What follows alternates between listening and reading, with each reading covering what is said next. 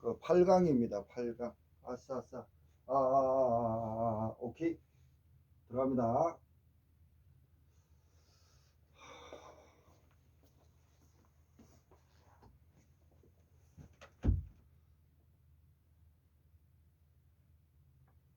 안녕하십니까. 산지경매사 상품성 평가입니다. 상품성 평가가 잘 안 보이네요. 상품성 평가. 불 보니까 잘 안 보입니다. 저는 잘 보이는데, 상품성 평가. 239페이지 시즌도 측정 방법으로 들어갈 겁니다. 들어가기 전에 제가 지금 개괄적으로 지금 전체 흐름을 강의를 하다 보니까 7강까지 강의를 했는데 굉장히 많은 걸 했습니다. 물론 우리 시험에서는 일단 등급구격 10개에서 3문제 이상 나온다. 그리고 가곡에 대해서 관계 등에 정리를 좀 해야 될 것 같아 가지고 다시 한번 우리가 리바이브를 하면서 고민을 좀 해봐야 됩니다. 수산물은 하르와 선어, 냉동으로 나눕니다. 수산물은 하르 살아있는 거요. 산지에서 잡으면 그 다음에 선어 일단 그 다음에 냉동 이렇게 됩니다. 하르는 즉시 지금 소비지로 가야 되는 사항이고, 선어와 냉동은 보관을 일정하게 보관해서 신선하게 움직여 주겠다는 얘기입니다. 그 다음에 우리는 하루는 횟감용이 있잖아요. 물론 우리가 수산시장 가면 횟감용을 바로 그냥 거기서 컨택 해가지고 2층으로 가서 식사를 하죠. 회를 하는데 지금 우리가 지나온 건 여러 가지를 많이 보겠습니다. 처음에 우리가 지나왔을 때 등급구객을 한번 했습니다. 등급구객 앞에 한번 생각해 보셔야 됩니다. 등급구객은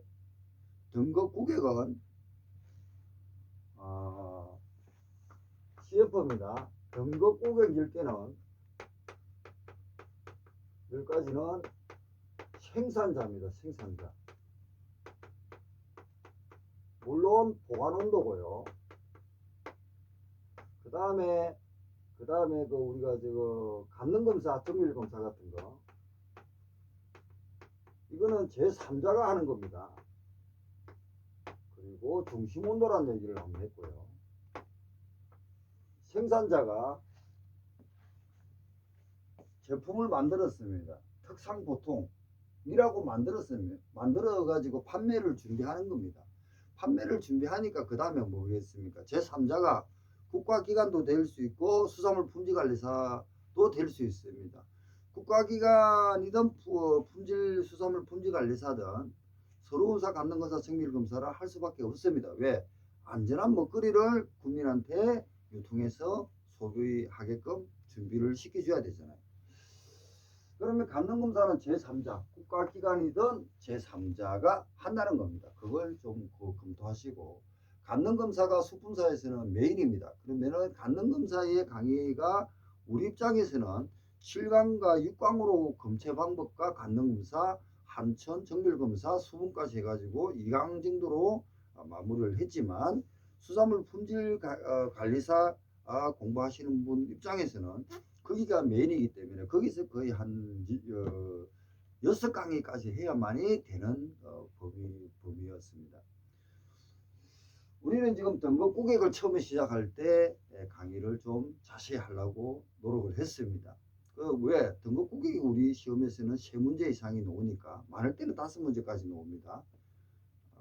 25문제에서 3문제는 그걸 포기해가지고는 시험이 합격이 불가능하다는 거죠. 그만큼 등급구객이 중요하니까 거기서 많이 시간을 할애했고, 감능검사는 수품사의 메인입니다. 꽃인데 우리 쪽에서는 놓으면은 한 문제, 두 문제 놓으더라도 굉장히 어렵게 놓고 계략적으로 공부해 가지고는 맞추기는 굉장히 어려운 문제입니다. 그렇지만 제가 한두 문제를 맞추는 정도에서 강의를 했습니다. 그러면은 등급국에 닿는 검사 등을 왜 했냐 이겁니다. 지금 보면은 결국은 지금 이 8강의 서두에서 신선도 측정 방법이 있습니다. 일단 갖는 검사, 화학 검사, 물리 검사, 세군학적 검사 등등등으로 나눌 겁니다. 그걸 나가기 전에 우리는 다시 한번 검토를 해야 됩니다. 하루, 선어, 냉동. 그러면 왜 하루는 어떻게 관리해야 유통을 해야 되고 선어는 어떻게 유통해야 되고 냉동은 어떻게 유통을 해야만이 생산지에서 유통 단계를 거쳐가지고 그리고 소비까지 갈 것인가 이게 핵심이잖아, 그죠? 그러면 이 유통 단계에서 하루는 즉시 그러니까 비계통으로도 많이 쓰지만 지금은 계통화됩니다. 계통과 비계통이라는 용어는 어느 정도 감을 잡으시죠? 지금 강의 들으시는 분들 수협 직원분들은 채석보 위판장이라든지 위판장에 근무하시는 수협 직원들이 대다수일 겁니다. 그리고 8, 90%가 수협 직원이시고 나머지 분들은 일반 직장인 다니시는 분들입니다. 그러면은 개통출하라는 것은 수액 같은데 국가기관에서 인증하는 장터 그러니까 위판장 그리고 도매시장을 개통출하라고 합니다. 비개통은 농수산물유통가격안정법 64조에 따라서 유사도매시장이라든지 우리가 알고 있는 전통시장 그리고 하루같이 직거래를 바로 때릴 수밖에 없는 그 왜 살아있는 상태에서 판매가 되어야 되잖아요. 시장까지 가야 되니까. 그런 것을 비계통을 많이 씁니다. 그러다 보니까 비계통은 유통체계가 굉장히 복잡하고 전문화시키고 그리고 거기에 대해서 빠지면 안 되는 겁니다. 운송이라든지 보관도 하루차에 보관할 거 아닙니까? 그 하루차에 보관하면서 산소를 주입을 시켜야만이 살아서 움직입니다. 그런데 농산물은 그 땅에서 분리를 시키도 일단 일정한 기간 동안 살아 있습니다, 스스로. 그런데 우리 수산물은 이 물에서 떨어져 나가면은 일단 죽습니다. 그러면 하루 같은 것은 살아있는 상태를 지금 유지시켜 줘야 됩니다. 그러면 하루차가 굉장히 필수적이죠. 그 하루차를 준비하고 운영하는데 비용이 많이 들겠죠. 자, 그런 걸 고민해 봐야 됩니다. 그러니까 비용도 많이 들고 전문화 시키다 보니까 유통업자가 필수적으로 자본화 시킬 수밖에 없고 유통업자의 노하우가 굉장히 중요한 것이 하루입니다. 자, 그런 하루고 그러면 대다수 하루 말고 그러니까 횟감용 하루 같은 거 말고 그 다음에 잡아가지고 일단 물에서 분리를 시킵니다. 분리를 시키면서 썩지 않게끔 해야겠죠. 부패되지 않게끔 해야죠. 그러다 보니까 결국은 우리가 배우는 상품성 평가의 가장 기본적인 이론을 검토를 다시 해봐야 됩니다. 다시 하면서 신선도 측정을 들어갈 겁니다. 보세요.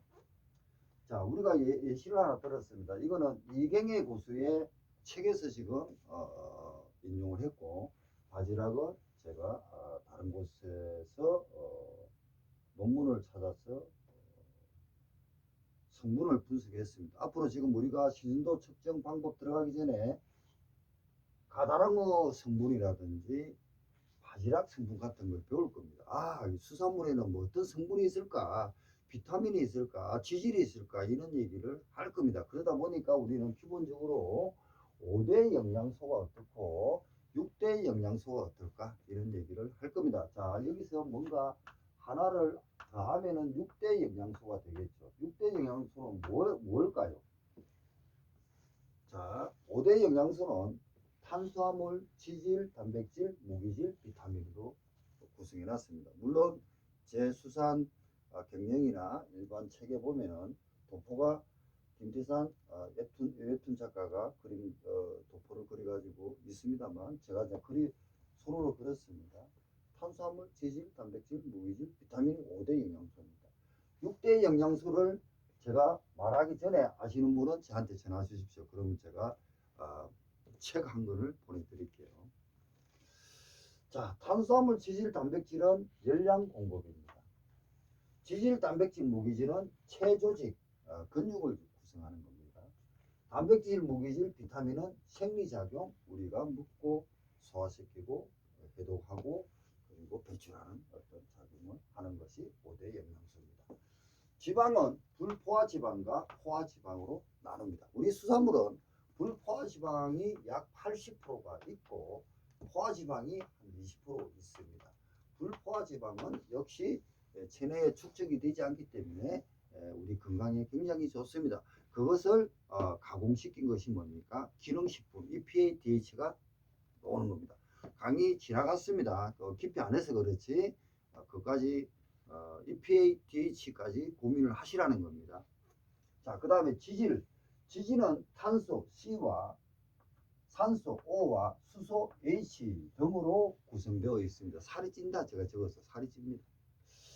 그런데 지질에는 필수 지방산 공급하면서 에너지원입니다.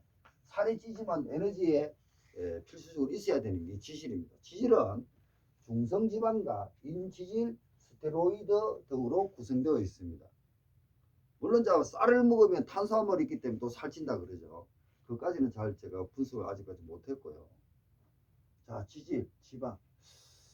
그래서 지질 안에 뭐 중성지방, 인지질, 스테로이드 이렇게 구성되는 게 지질입니다. 그러니까 저는 용어는 정확하게 화학 전공자가 아니기 때문에 지질하고 지방은 혼돈 그러니까 혼합돼서 쓰겠습니다.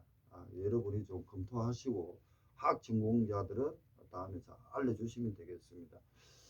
자, 이랬습니다. 가자랑어 5대 영양소 설명을 했습니다. 그러면은 6대 영양소가 뭘까요? 제가 물 좀 묻고 하겠습니다. 이거 좀 묻고 하겠습니다. 힌트를 들었습니다. 알면은 전하십시오. 금방 힌트를 들었어요. 자, 그러면 다시 이제 해봅니다. 생사 해당작용 사후경직 강직인데 경직이라는 용어를 썼고요. 자기소화, 자기융이라는 말을 씁니다. 자, 용어를 지금 소화 대신에 융이란 말을 썼고요. 쓰기도 하고 사후 강직 대신에 경직이라는 말을 또 씁니다. 그리고 용어 하나 더 검토를 하겠습니다. 자, 우리는 물입니다. H2O, 금방도 H2O, 물입니다. 물의 구성은요, 고체, 그리고 액체, 그리고 기체로 구성됩니다. 암기하셔야 됩니다. 5번. 동결품, 동건품이라 합니다. 동건품. 동결법, 동결품. 밤에는 고체화시킵니다. 고체. 낮에는 자연의 동건품은 자연으로 합니다. 자연 환경으로 그러니까 동태를 생각하면 됩니다. 동태. 우리가 맹태가 있죠. 동태. 낮에는 고체를 액체화시키면서 융해라 합니다. 용어를 정확하게 저도 헷갈리거든요. 처음 책 쓰고 강의할 때 고체 그리고 낮에는 액체가 되니까 해동을 시키니까 그겁니다. 융이라 그럽니다. 자, 여기 융이란 말을 또 놓았고요. 그 다음에 자, 고체에서 액체로 가는 게 있고요.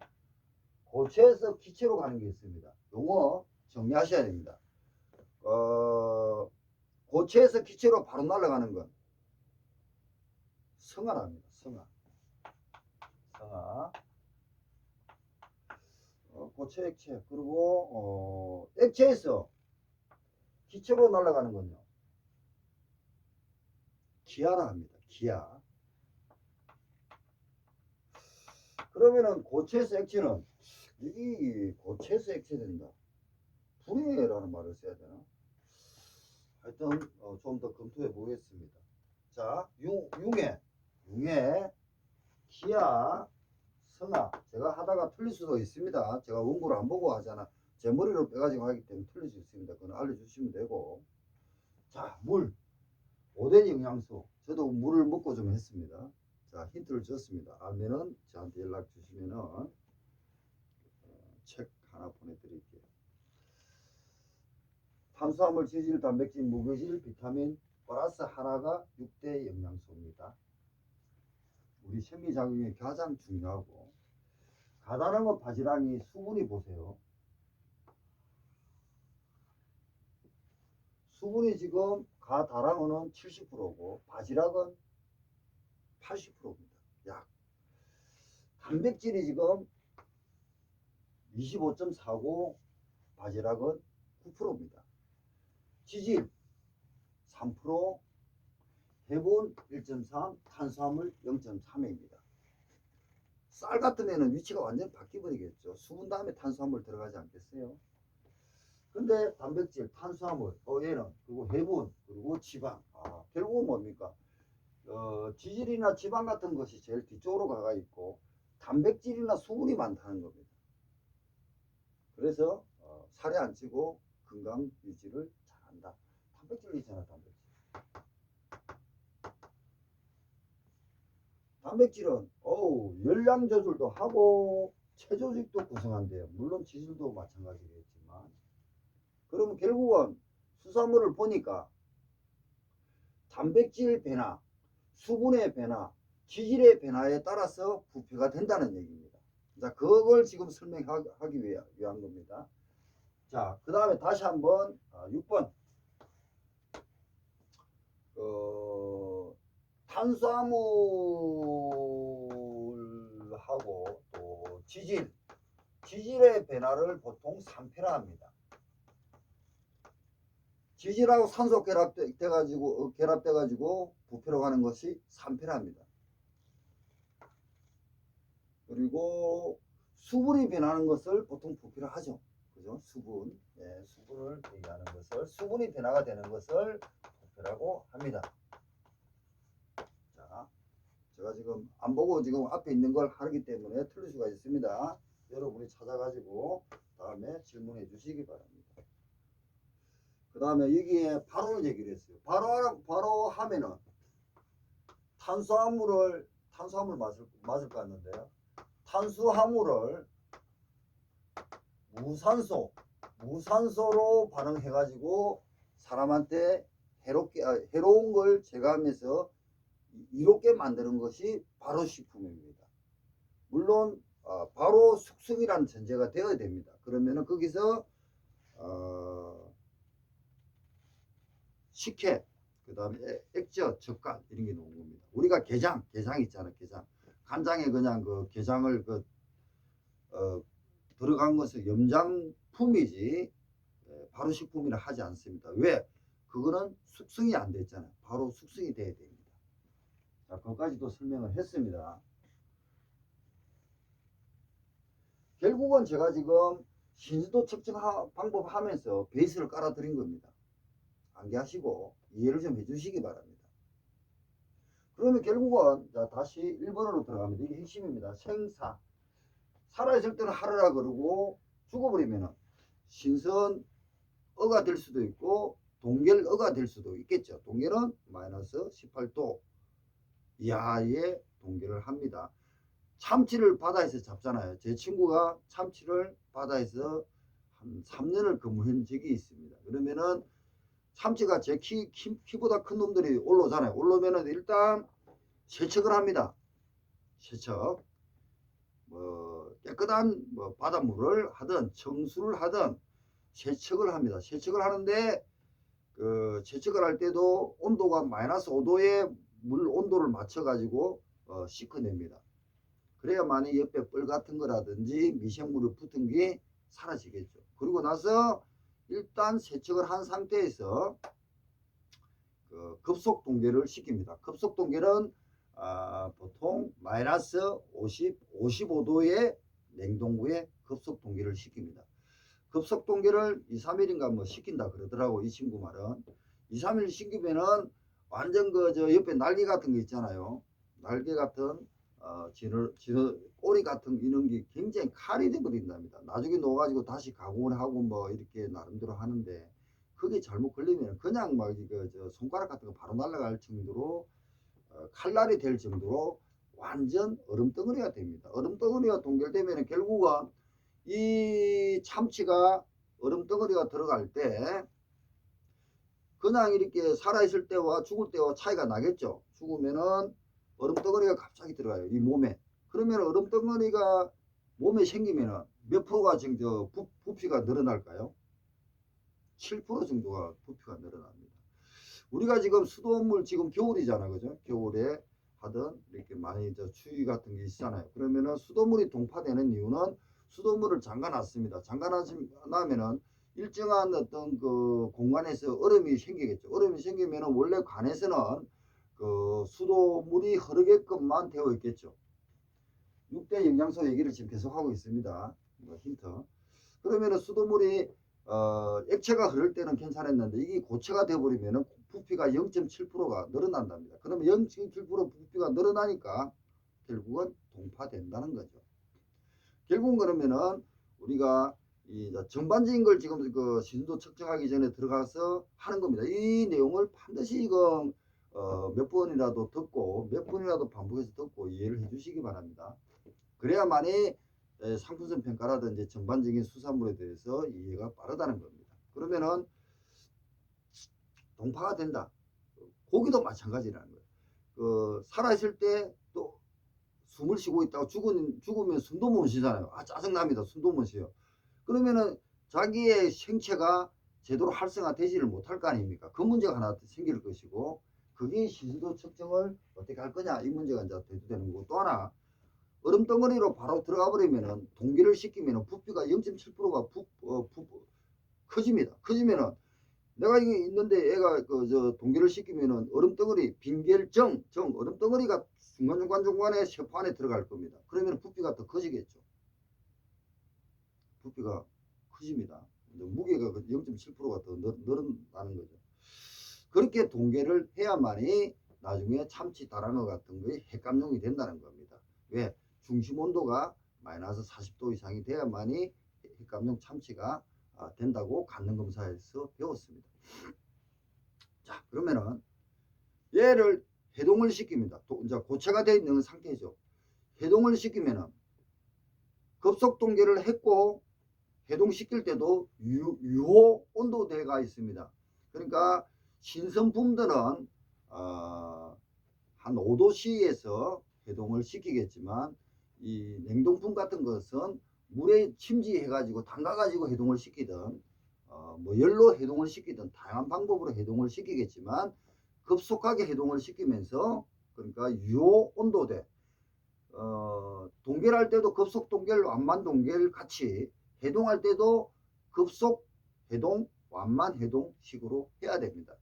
그리고 변화 온도가 크지 않고 물 같은 이런 것도 담갈 때도 물의 온도 같은 것도 조절해 줘야 됩니다. 그것이 급속 해동이 유호 온도대라고 합니다. 자, 이 정도까지만 했고요. 자, 이 정도까지 다 수분했습니다. 결국은 뭡니까? 제가 지금 베이스를 깔았습니다. 이때까지 공부하면서. 자, 생사. 죽으면은 지금 짜증난다는 겁니다. 내가 숨 쉬어야 되는데 숨을 못 쉬어, 고기가. 그러다 보니까 그 단계가 해당 작용이라는 단계로 학자들이 용어를 정했습니다. 그러면은 죽으면은 해당 작용 넘어가는 단계에서 젖산이라는 것이 생성이 된답니다. 젖산이 생성된다는 것은 산입니다. 산. pH가 7.0이 중성입니다. 밑에는 산, 7.0 아래는 산, 그리고 7.0 이후는 알칼리성입니다. 산이 발생합니다. 그리고 pH가 감소합니다. pH가 7.0에서 감소한다는 게 산이 나니까. 그리고 나서 미생물이 생육하기 시작합니다. 결국은 죽자마자 젖산 생성, pH 감소, 미생물 증가함으로 해가지고 부패로 시작된다는 겁니다. 부패로 시작되는 것을 일정한 부패는 사람이 먹어도 된다는 겁니다. 그래서 일정한 부패를 차단시켜 버리는 거죠. 그 차단을 시키는 것이 이까지입니다. 그래서 죽어도 이까지 4, 5경지까지가 신선한 것을 유지합니다. 신선한 상태를 보고 있습니다. 신선한 상태를 보기 때문에 해당 작용의 특징은 젖산 증가, pH 감소, 미생물 발육이지만 신선하다는 겁니다. 사람이 먹을 수 있다는 겁니다. 그러면은 이 신선도를 유지하기 위해서 우리는 온도를 관리할 것이고, 온도를 배웠습니다. 얼음을 배웠습니다. 저온 저장의 방법에 보면은 세빙법, 얼음덩어리, 그리고 수빙법, 물로 이렇게 해가지고 합니다. 그리고 아까 전에 가다랑어를 냉동을 했잖아요. 그죠? 하고 가공하고 나면은 다시 빼냅니다. 빼내고 나서 얼음덩어리 되어 있는 상태, 0.7% 부피가 늘어난 상태를 유지하기 위해서 그 청어, 해수, 깨끗한 물 마이너스 한 5도 정도가 될 겁니다. 그 물에 담가든지 그 물을 뿌려줍니다. 그 대상어에 뿌려주면서 원통 당당한 얼음덩어리가 되어 있는 거기다가 물을 뿌려 분무, 분무, 그리고 침지 물에 담갑니다. 애를 그 빙의, 영어로 그레이징이랍니다. 그레이징을 해버립니다. 옷을 입힙니다. 옷을 입히 가지고 또 몇 프로 정도의 그 안에 보존하기 위해서 옷을 입힙니다. 그리고 옷을 입힌 빙의 그 상태를 시간마다 또 옷을 입혀줘야 됩니다. 왜? 안에 있는 그 대상어가 땅땅해진 것이 녹으면 안 되겠죠. 녹으면 어찌 됩니까? 고체에서 액체, 고체에서 기체로 날아가면 안 된다는 겁니다. 성화 기화가 되면 안 된다는 겁니다. 그래서 냉동고도 중요한 게, 냉동고 안에 습도라든지 수분이 또는 빛 같은 걸 차단시켜줘야만이 그 대상어가 원래 동결한 상태를 유지해 가지고 신선도를 유지한다는 겁니다. 그래서 온도와 얼음이 이용되고, 그리고 수분을 줄여야 된다는 겁니다. 자, 그래서 수분을 줄여야만이 신선도가 유지된다는 겁니다. 수분을 줄이기 위해서 어떻게 하겠습니까? 수분이 액체잖아, 그죠? 고체, 액체, 기체지만 우리는 보통 액체를 보고 있잖아요. 수분이 이동하면 안 돼요. 수분이 이동하면서 그 산소와 만나버렸어요. 산소와 만나니까 그러면은 가다랑어나 바지락 안에는 지방 같은 게 있잖아요. 산소와 부딪히면 아이고 형님 와 잘 만났어요 하면서 지질과 산소가 결합되면서 부패, 산패가 되어버린다는 겁니다. 수분도 역시 고여 있는 곳은 썩잖아요. 썩고 단백질도 역시 썩으면 뱀팽가 될 겁니다. 그런 식으로 사라져 간다는 겁니다. 부패로. 그걸 방지한다는 것이 신선도 측정, 얼음덩어리라든지 온도라든지 수분, 그리고 우리가 배웠던 가공품을 배운 겁니다. 가공품을 배우면은 이때까지 신선도 유지가 된다는 얘기입니다. 자, 신선도 유지 금방 얘기를 했습니다. 그 다음에 이 상태를 벗어나면은, 자, 영원히 냉동고에 있으면 신선하느냐? 아니다는 겁니다. 왜? 인간이 아무리 기술이 뛰어나고 인공지능이 있더라도 하늘에서 정해준 자연 원리에는 이기지 못할 겁니다. 제가 봐도. 그러다 보면은 시간이 지나면은 역시 부패로 갈 겁니다. 부패로 가면은 아무리 뭐 시간 날 때마다 빙의, 그레이징을 다 씹힌다든지 등을 해도 부패로 갈 겁니다. 사후 강직 다음에는 이 대상어가 근육이 완화됩니다. 릴렉스, 느슨해지는 것을 해경이라 합니다. 사후 경직과 해경은 굉장히 극히 짧은 단계로 그친답니다. 그러고 나면은 해경 다음에는 자기 소화, 자기 융해가 됩니다. 셀프 다이제스트, 스스로 자기 세포를 죽입니다. 자, 고기가 이렇게 되어 있어요. 그러면은 약한 부위, 그리고 고기는 우리는 그 수산물의 그거는 머리, 몸통, 꼬리가 거의 구분이 없습니다. 그래서 미생물이 하나가 침투가 되면은 머리에서, 입에서 머리가 미생물이 들어가면 꼬리까지 왔다 갔다 지원처럼 놀 수 있는 조직 세포랍니다. 물론 적세거, 백세거, 삭구, 안에 그런 게 있습니다. 그건 나중에 이 책 보면서 하겠습니다. 이 이론은 동남대 교수 이경혜 교수 책을 가지고 저는 인용해서 책을 적었습니다. 네, 그 정도만 하고요. 그 깊이까지는 안 들어가고 저도 그 봐도 책을 모르겠더라고요. 그리고 이제 또 하나 수분을 할 때 아까 전에 수분 얘기가 있었죠. 지나갔어요 얘기합니다. 수분은 자유수와 결합수가 있다고 그랬습니다. 미생물이 활용하는 것은 자유수입니다. 자유수. 그러면은 결국은 자유수만 줄이면은 부패가 방지된다는 겁니다. 결합수는 미생물이 활용을 못합니다. 그래서 결국은 가공을 하면서 수분을 줄입니다. 염장, 소금 치가지고 탈수해가지고 수분을 없애죠. 그 다음에 훈연, 불륜소 해가지고 역시 수분을 없앱니다. 그 다음 또 뭐 있죠? 건조해도 역시 수분을 없애죠. 그런 걸 이때까지 이론을 배운 겁니다. 그 다음에 자기소화. 자기소화라는 것은 축산 보면은 축산은 세포 조직이 굉장히 단단해가지고 미생물이 어느 부위에 침투하더라도 거기 말고는 넘어가기 갈 정도로 근육이 굉장히 구분이 딱 되어 있대요. 근데 수산물은 안 그렇다는 겁니다. 어류는.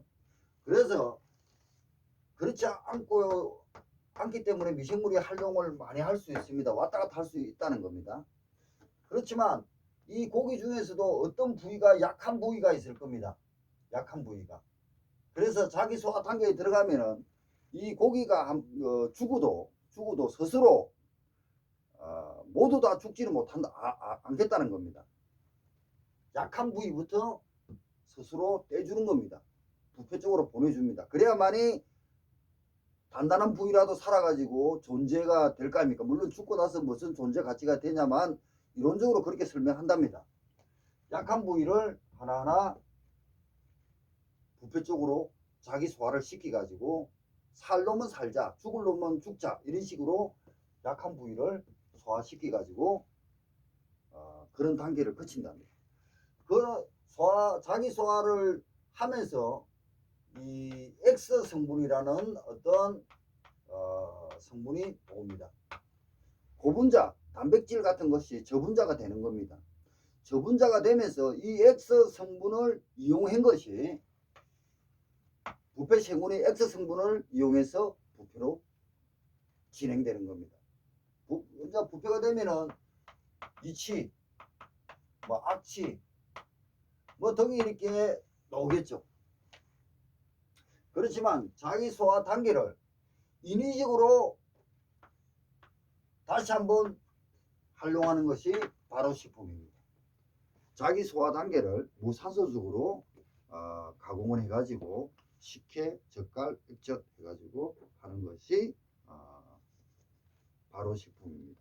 제가 지금 이 시간은 수산물의 성분, 신선도 측정 방법 등을 설명하면서 지금까지 해온 것을 한 번 더 검토를 했습니다. 자, 그럼 첫 페이지 한번 보겠습니다. 빨리 넘어옵니다. 지금까지 한 거. 우리가 처음에 시작을 할 때 목차를 뱉고요. 그 다음에 등급 구객을 했습니다. 자, 등급할 때 어떻게 해라, 구객을 어떻게 해라 이런 얘기를 했습니다. 10페이지 수산물 이력제 같은 것도 있지만 수산 특산물이 있고요. 좀 많이 개정되고 있으니까 제가 다음에 정리한다 그랬습니다. 그 다음에 등급 구객을 그리고 이제 공장 심사 같은 게 있고요. 그 다음 포종 구객 31페이지 그 다음에 거래 단위 어떻게 거래해라. 자, 35페이지 등급 구객 10개 반드시 시험 문제상 나오니까 했습니다. 북어 생굴이 가장 최근에 바뀌었고 포장 구객도 개정이 되었고 수품사 이차시도 언급이 되었습니다. 그 다음에 수산물 품질 인정이 있었고요. 햅스 같은 거 농수산물 품질관리법 69, 70조에서 해자드 어나리시스 크리티컬 컨트롤 포인트가 나온다고 했습니다. 그 다음 81페이지 포장이라든지 정보 인포메이션 팁에 대한 얘기를 했고 수산물 유통구조 물론 김은지 박사가 하겠지만 그런 얘기를 했습니다. 4단계 하고 있고 그 다음에 농수산물 유통가격안정법에 대한 84페이지 구성, 개설자와 하부조직 그리고 수산물 유통법에 따라서 산지위판장 개설자와 하부조직 등을 설명했습니다. 그다음에 115페이지 도매시장과 그 발효식품을 한번 하면서 유통 구조, 상적과 물적을 설명했습니다. 그다음 116페이지. 자, 소금, 온도. 예, 이제 소금입니다. 소금도 있죠. 소금, 온도 이런 가공식품을 설명했습니다. 자, 그래서 왜 설명했느냐 이 얘기를 지금 한번 하는 겁니다. 한번 더 검토하시고 그리고 116페이지 가공품에 관련 법령 용어 어패로 신선 냉장품 한 문제를 준비하시고 그 다음에 염장품 예, 그리고 박스 마른간법 물관법 등을 특수 물관법을 바라고 했습니다. 그리고 127페이지 염장품과 발효식품. 자, 발효는 숙성과 발효가 돼야 되는데 염장품은요 개장 숙성이 안 됐다는 겁니다. 발효가 안 됐고요. 그러면은 염장품으로 분류가 됩니다. 그래서 이제 전통 젓갈, 제염 젓갈 설명했고 수산 발효식품은 전 세계적으로 용어가 많이 다르다. 일본 같은 데는 그 소금과 원료는 1.5대로 가지만 소스로 합니다. 우리나라는 젓갈, 양념젓갈, 식혜, 액젓 이렇게 구분하지만 일본어는 소스로라고 합니다. 소스로.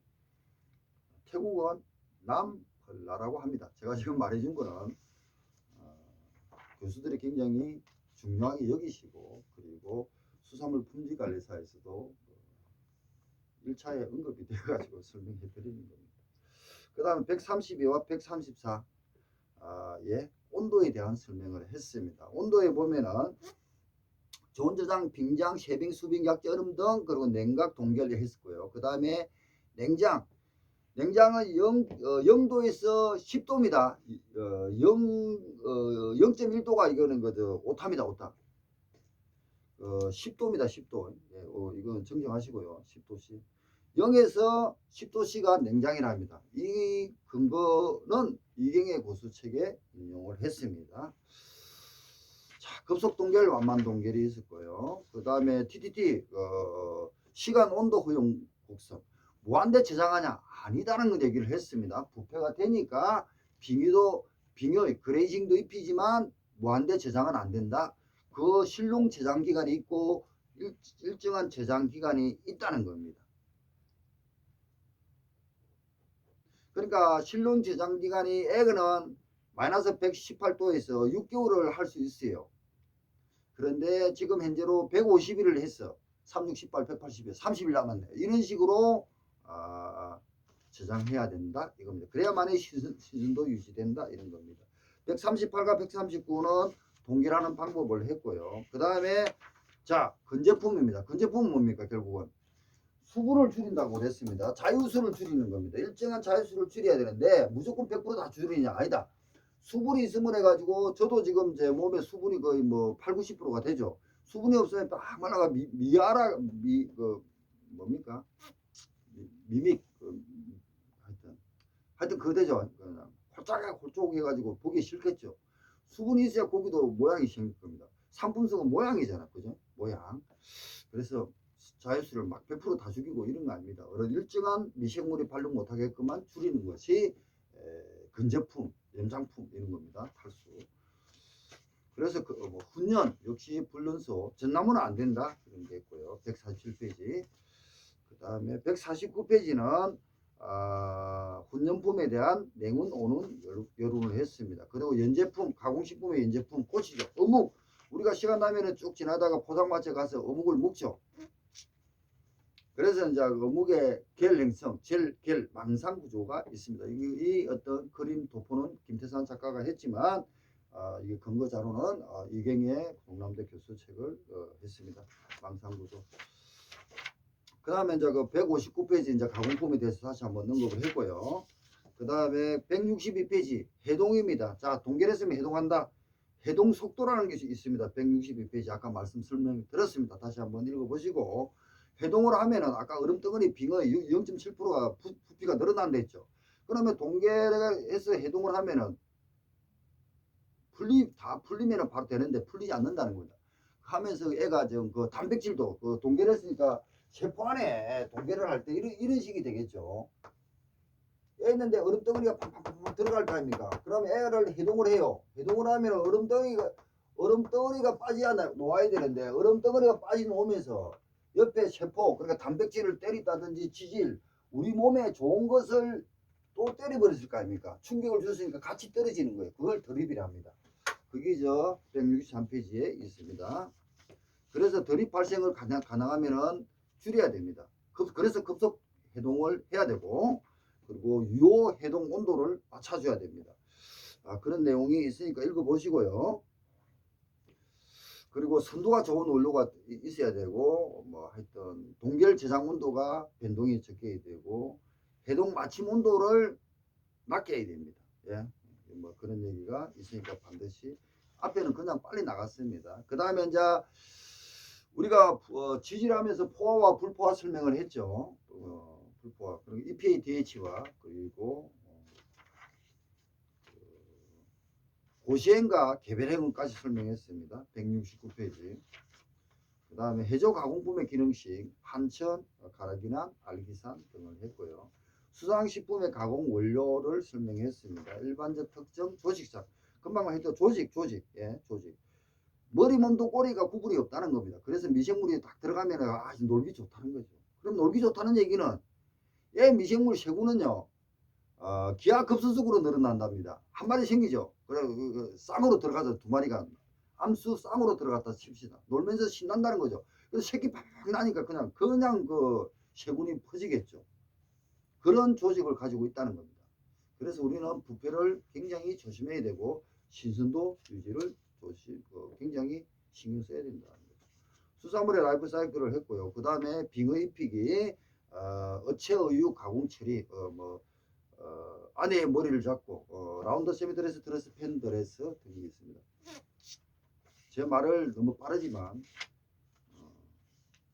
본 강의 할 때 천천히 하죠. 그런데 그 정도 알아들으셔야 될 정도로 암기하십시오. 180페이지 부패, 산패, 벤패 있네요.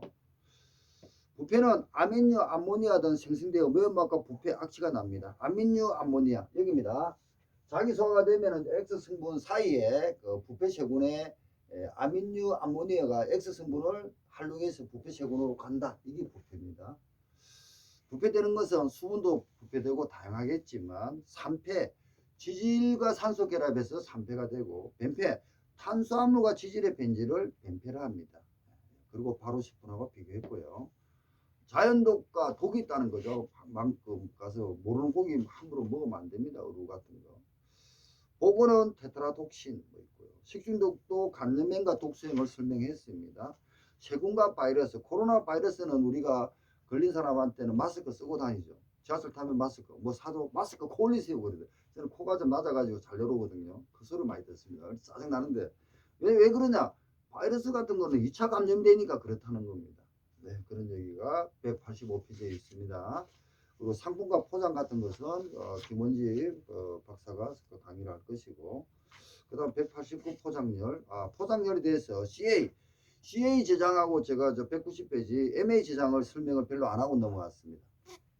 안 하고 넘어왔는데 CA 제장은 우리가 수산물의 제장을 많이 합니다. 저도 이제 그쪽에 업을 지금 하고 있는데, 그러면은 결국은 CA 제장이 뭐냐면은 산소, 산소하고 결합되면은 이게 골치 아프다 그랬죠. 그러니까 산소를 줄이면서 그 냉동고 안에 이산화탄소를 농도를 올립니다. 이산화탄소를 올림으로 해가지고 부패를 방지하면서 신선도 유지하는 것이 냉동고의 원리가 CA 제장입니다. 맞나 보겠다. 네. 산소 농도를 대기보다 약 20배 낮추고 20배 낮추고 이산화탄소를 크게 증가시키면서 신선도 유지하는 것이 CA 제장 냉동 방법입니다. 그 다음에 MA 제장은 CA 제장에 확대시키면서 가스 취한 포장, 맵 이런 식으로 하는데 필름이나 포장을 하는 게 있죠. 우리가 뭐 신선품에 보면은 간편식품에 포장이 되어 있죠. 그런 식으로 포장. 그 포장도 결국 뭡니까? 빛을 차단하고 산소를 차단하면서 다른 이산화탄소 농도를 좀 해가지고 부패 안 되게끔 한다. 이런 내용이 들어가 있습니다. 저번에 강의할 때 굉장히 빨리 넘어갔거든요. 다시 한번 봐주시기 바랍니다. 그리고 191페이지 수산물 유통법 35조 골드체인 골드인데 콜드인가? 영어로는 COLB거든요. 좋은 저장 방법 설명 있습니다. 읽어보시고 포장 관련 것은 그리고 이제 그 192페이지 세계 HSS 그 세계의 물류 그러니까 수산물이 이동할 때는 공사하면 어떻고 이렇게 나가야 됩니다. 코드가 있습니다. 코드. 제 책에도 코드가 있잖아요. 국가에 해가지고 수산물도 보면은 수입과 수출할 때 코드가 있습니다. 그 얘기가 HS 코드다. 제가 지금 간실사지만 그것까지는 다음에 한번 고민해가지고 하겠습니다. 그리고 이제 파이러트 같은 것도 우리가 공부를 할 것이고, 그 다음에 수산물에 대한 구객, 보고는 어느 정도 구객을 해가지고 먹거리를 만들어라 이런 얘기입니다. 그리고 냉동 식용 얼음머리도 빨리 넘어갔는데 굉장히 중요합니다. 식용 얼음머리와 내장. 생식용구는 제가 자연산과 인공 그거는 설명을 했고요. 정성과 정량, 정성은 어떤 성분, 정량은 얼마만큼 있냐 이런 얘기를 했고요. 그 다음에 수산물의 변질 어마어마하게 중요한데 제가 빨리 넘어갔습니다. 다음에 또 할 때 하겠습니다. 시간이 지나면서 미생물의 관여로 호수에 의한 변질, 갈변에 의한 변질, 산화에 의한 변질 하고 한다. 그리고 통존에 탈기밀봉 살균 냉각 뭐 이런 얘기를 설명을 했고요. 이중밀봉기 등을 했습니다. 진공도. 그 다음에 감능 검사 검체 방법. 컨테이너는 을자로 들어가서 검체 셀렉트해서 해라. 그리고 수산물 가공품에 대한 검사는 서류검사, 간능검사, 정밀 검사를 했고 간능검사 설명을 2번 했는데 지금 저 포장 제품의 검사 1000개 이상 추가된 거는 다음 시간에 할 겁니다. 그 다음에 가공품에 대한 검사, 간능검사. 오늘 신선도 측정 방법 안에 간능검사하고 다 들어갑니다. 그래서 지금 계략적인 걸 지금 약 40-50분간 설명하는 겁니다. 간능검사가 굉장히 수분사에서는 꽃이라고 했습니다. 한 5시간 해야만이 설명이 되는 건데 굉장히 빠르게 넘어갔고 특히 신선품, 그 다음에 냉동품, 그 다음에 한천, 그리고 정밀검사, 젤리 강도까지 설명을 하면서 6, 7강을 마쳤습니다. 그럼 정밀검사를 하다 보니까 그러면 수분을 얼마큼 해야 되는가? 이제 그까지 설명한 겁니다. 앞 시간에. 수분 왜 중요하냐? 왜? 수분은 자유수와 결합수가 있어가지고 결합수는 미생물이 이용을 못하는데 자유수는 이용을 하더라. 그래서 즉 검사를 할 때 수분이 일정한 낮아야만이 수산물이 유지가 된다. 신선도 유지가 된다는 하기 때문에 검사할 때 어유, 어간류 같은 것은 1%, 그 다음에 238페이지입니다. 건재 얼구운김, 구운김은 5% 이하가 돼야 안 썩는다는 얘기입니다. 그 다음에 조미 가공은 77%, 김 돌김은 15%, 그 다음에 한천, 물론 미역류는 건재 16%, 건재인데 16%가 수분이 있다는 겁니다. 16% 이하. 다시마도 역시 18% 이하. 그 다음에 한천 페루 같은 그 밖에 페루가 22% 이하 수분이 되어야 되고요. 23% 넘어가면 애가 썩는다는 겁니다. 결국은 그 얘기 하는 겁니다. 지금. 그 다음 멸치, 쇠멸제 해가지고 건재 멸치는 25% 이하가 돼야 되고요. 그 다음에 쇠멸멸치 건재는 30% 이하가 돼야 됩니다. 뜸, 발에 개풀. 그 다음에 성게젓도 한 물에 물이 많은 것 같이 보이지만 60% 이하가 되어야 되고요. 감미역 염장품 여기도 63% 이하가 되어야 됩니다. 그 다음에 줄기, 감미역 줄기는 68% 이하가 되어야 되고 어루, 즉 혼합액은 70% 이하가 되어야만이 정밀검사 통과를 하고 상품화 될 수 있다는 겁니다.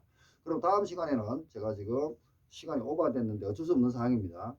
왜 지금 이게 설명을 해야 할 수밖에 없었냐? 수산물의 성분과 신선도 측정 방법 부패가 지금 239페이지 원래는 8강이었습니다. 이제 9강으로 넘어가겠죠.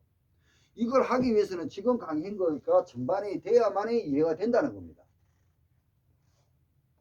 그래서 다음 시간에는 생사, 해당작용, 사후경직, 해경, 자기소와 바로 부패를 하고 밑에는 쭉 뺄 겁니다. 밑에는 없애고 다시 설명을 할 건데 얘를 암기하십시오.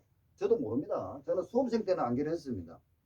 탄수화물, 지질, 단백질, 무기, 비타민, 5대 영양소. 6대는 물입니다. 물, H2O, 물. 그렇게 설명했는데 제가 물이라고 지금 말하기 전까지 알았으면 힌트를 몇 번을 줬거든요. 알았으면은 전화하시면은 제가 아까 처음 시작할 때 물 먹는다는 얘기도 했고요. 고체에서 기체로 날아가는 성화, 액체에서 기체로 가면 기압, 물 설명도 했고 동부품 밤에는 고체가 액체로 되면서 낮에는 용해된다 이런 것도 설명했고요. 결국은 수분의 문제, 그다음 단백질의 문제, 지질의 문제 등을 설명하고 수산물은 살에 안 찐다는 겁니다. 그죠? 지질이 작아야 됩니다. 지질. 제가 지금 커피를 이제 중간에 물 먹다 한번 봅니다. 자, 공부할 때도 항상 그거 하십시오. 바코드 13자리. 네, 이 선전하려고 온 거 아닙니다. 그 다음에 여기에 보면은 그 성분이 들어갑니다. 나트륨 40, mg 탄수화물 20g, 그다음 당류, 지방, 트랜스지방, 포화지방, 콜레스테롤, 단백질, 포화지방, 트랜스지방, 콜레스테롤, 지방, 애가 지방에 지질 안에 다 들어가 있는 거죠. 이런 거 8가지가 들어갈 거고 나트륨, 탄수화물, 당류, 지방, 트랜스지방, 포화지방, 콜레스테롤, 단백질. 결국은 이 성분을 보셔야만이 제품이 되는 겁니다. 그리고 이제 바코드까지. 예. 그러니까 앞으로 우리가 수산물을 공부할 때 수산물 제품만 볼 게 아니고 우리가 마시는 음료 커피까지도 고민을 해가지고 공부를 하셔야만이 상품성 평가에 접근이 돼가지고 13개 이상, 그러니까 저한테 강의 들은 사람은 17, 8개는 맞아야 됩니다. 그런데 시간이 없고 없는 수협 직원이라든지 직장인분들이 많이 공부를 하시기 때문에 힘든 건 아닙니다. 그렇지만 감을 익혀 주시기 바랍니다. 이 8강을 제가 할까 말까 고민을 많이 했습니다. 그런데 지금부터 수산물의 성분, 신선도 측정 방법, 부표를 들어가기 위해서 베이스를 깔았습니다. 지금까지 하면서. 다음 시간에는 결국은 뭡니까? 이때가 현거 성분 설명할 것이고, 이 성분이 변폐, 부패하지 않게 해서 어떻게 할 것인가 설명할 겁니다. 그리고 그런 방법이 서로검사, 간능검사, 생밀검사도 있었지만 간능검사, 화학검사, 세곤학제검사, 물리적 검사 등등등으로 할 겁니다. 그러고 나면은 다시 이제 또 정밀검사 방법을 또 들어갈 겁니다. 안전성 허용 기준이 있을 거 아니에요, 검사를 하면은. 그러니까 수분에도 허용 기준이 있었죠. 정밀검사에도 허용 기준이 있었죠. 그 다음 또 식품의약품 안전처에서도 국민수산품질관리원에서도 식품공정에 따라서 안전성 허용 기준이 있었죠. 그러고 나서 나중에 식품공정에도 허용 기준이 있겠죠. 우리의 수산물의 검사는 식품공정이 저항입니다. 왕입니다. 왕. 식품공정 안에 위임을 받아가지고 그 안에서 범위에서 벗어나지 않는 검사를 해야 되는 겁니다. 그러고 나서 나중에 하고 나면 뭐겠습니까? 우리가 먹을 때 저도 잘 모릅니다. 이게 국산이냐 외국산이냐 이런 것도 고민해 봐야겠죠. 자, 그런 식으로 해가 마치겠습니다. 너무 했는데 다음 시간에는 13장 수산물의 성분과 신선도 측정 방법 이 베이스를 깔고 시작하겠습니다. 예, 감사합니다.